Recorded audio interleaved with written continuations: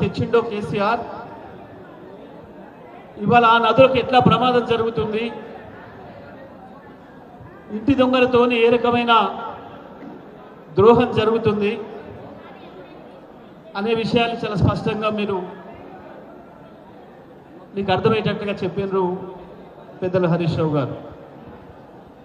మిత్రులు దేశపతి శ్రీనివాస్ గారు తెలంగాణ ఉద్యమ చరిత్ర, తెలంగాణ పదం పుట్టుక, అది నడిచిన విధానం, దాంట్లో ఆ దారిలో అమరులైన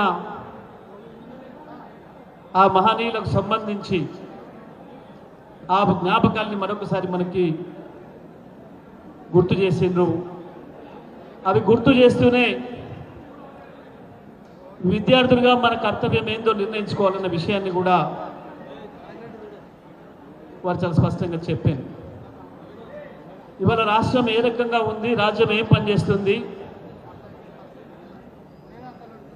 దీంట్లో మన కర్తవ్యం ఏంది అనే విషయాల్ని మాట్లాడుకోవాల్సిన అవసరం ఉంది అనే విషయం. నిజమే, ఈ మధ్యన ఒక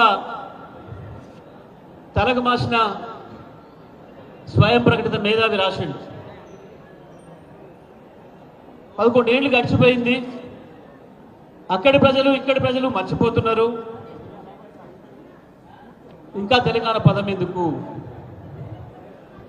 నిజమే, వానికి 70 ఏళ్ళు వచ్చి ఉంటాయి. మీ అయ్యవాడు రా అంటే మా అయ్య పేరు మర్చిపోయినా చెప్పనంటాడు వాడు, రాసినవాడు కూడా.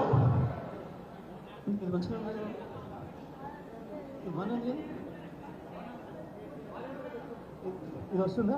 దీనికంటే ఇదే బాగున్నట్టుంది, ఇదే బాగుంది, అది బాగున్నాయి కదా. రైట్,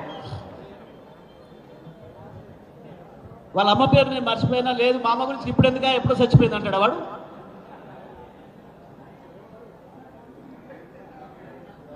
వాడి అమ్మ సెంటిమెంటా?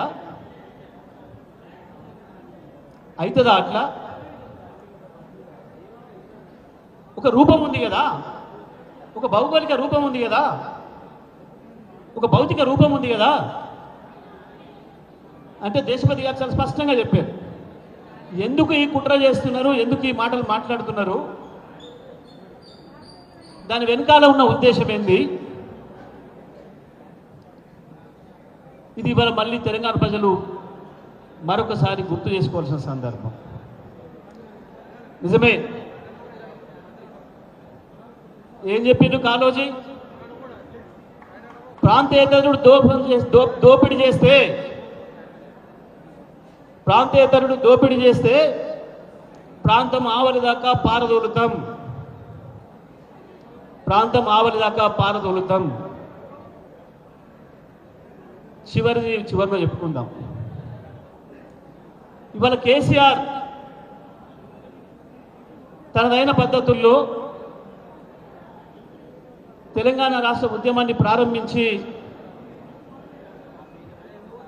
ప్రాంతేతరుని దోపిడీ నుంచి కాపాడిండు, ప్రాంతేతరుని ప్రాంతం అవతరికి పారుదోలిండు. ఆ పాత్ర చాలా స్పష్టంగా, చాలా అద్భుతంగా చేసిండు కేసీఆర్. కానీ ఇవాళ దురదృష్టవశాత్తు తెలంగాణ ద్రోహుల చేతిలోకి ఇవాళ తెలంగాణ రాష్ట్ర పరిపాలన పోయింది. తెలంగాణ రాష్ట్రంలోనే ఉన్నాం, కానీ పరిపాలన మాత్రం ద్రోహుల చేతిలోకి పోయింది. జరుగుతుంది అప్పుడప్పుడు మనకు తెలుసు,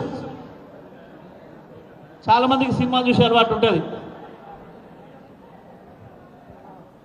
అన్నిసార్లు ఫైటింగ్లు చేసినా, కొట్లాట జరిగినా, కొన్ని సందర్భాల్లో విలన్ కాసేపు పై చేయి చూపిస్తాడు. విలన్ కొట్టిన దెబ్బకు, దొంగ దెబ్బకి హీరో పడిపోతాడు, కాసేపు స్ప్రో తప్పుతాడు, కొద్దిసేపు జరుగుతుంది. మనకు కూడా చూసిన వాళ్ళకి ఆందోళన కలుగుతుంది, అరే పాపం మరి హీరో గారు పడిపోయి ఎట్లా, వీడు విలన్ గాడు వచ్చి పైన కూర్చున్నాడు అన్న ఆందోళన ఉంటుంది కొద్దిసేపు. కానీ చివరికి ఎట్లా లేచి వస్తాడో హీరో, ఏం జరుగుతుందో చివరికి వాడు ఎట్లా కుక్క చావు చేస్తాడో విలన్ గాడు మనందరికీ కూడా తెలుసు ఇవాళ తెలంగాణలో కూడా గదే జరగాలి. రేపు ఈ విలన్ కుక్క చావు కావాలి, అది విద్యార్థుల చేతుల్లో కావాలి, అది విద్యార్థులు కావాలి.